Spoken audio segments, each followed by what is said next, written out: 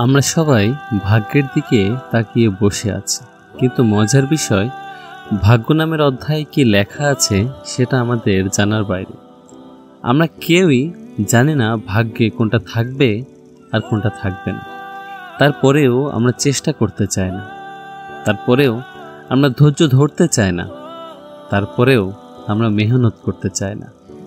কখনো কখনো মনে হয় ভাগ্যে এটাই লেখা আছে, যে চেষ্টা করবে সে পাবে, যে মেহনত করবে সেই পাবে, যে ধৈর্য ধরবে সেই পাবে।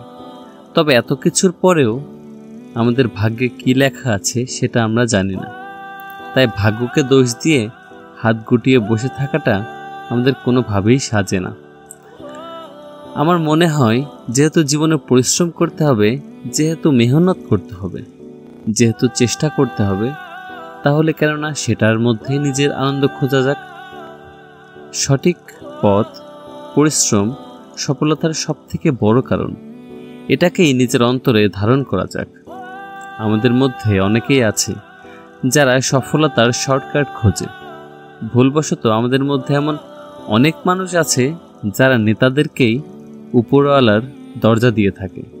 একবার ভেবে দেখুন, সাধারণ মানুষের ছেলে নেতার চামচাগিরি করে পড়ালেখা না করে বকাটে হয়, আর নেতার ছেলে বিদেশে গিয়ে লেখাপড়া করে আবার নেতা হয়।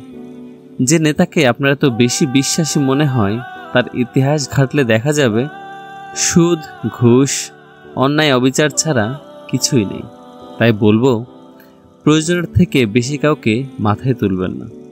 অন্যদেরকে অনেক বেশি বড় আর নিজেকে অনেক বেশি ছোট মনে করতে যাবেন না।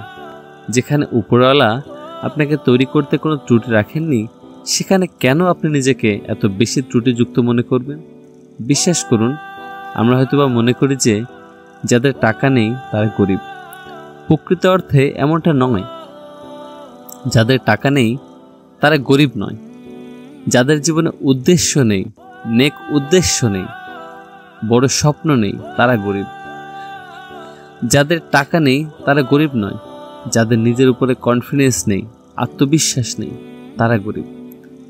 যাদের ভালো একটা মন নেই তারা গরিব।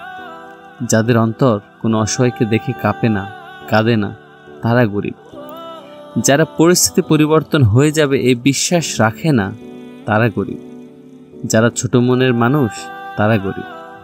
যাদের অর্থ কখনো কোনো অসহায় মানুষের মুখে হাসির কারণ হতে পারেনি, তারা গরিব। যাদের জীবনে অভিযোগ ছাড়া আর অন্য কোনো কিছু নেই, তারা গরিব। আর যদি বলো ধনী কারা? যাদের নিজের উপরে বিশ্বাস আছে, যাদের জীবনে লক্ষ্য আছে, যাদের জীবনে স্বপ্ন আছে, যারা স্বপ্নের সাথে নিজের নেক উদ্দেশ্য যুক্ত করে, যারা বাস্তবতাকে স্বীকার করে, কোনো অসহায় মানুষকে দেখে যাদের অন্তর কাঁদে, যারা পরিস্থিতি পরিবর্তনে বিশ্বাস রাখে, তারাই ধনী।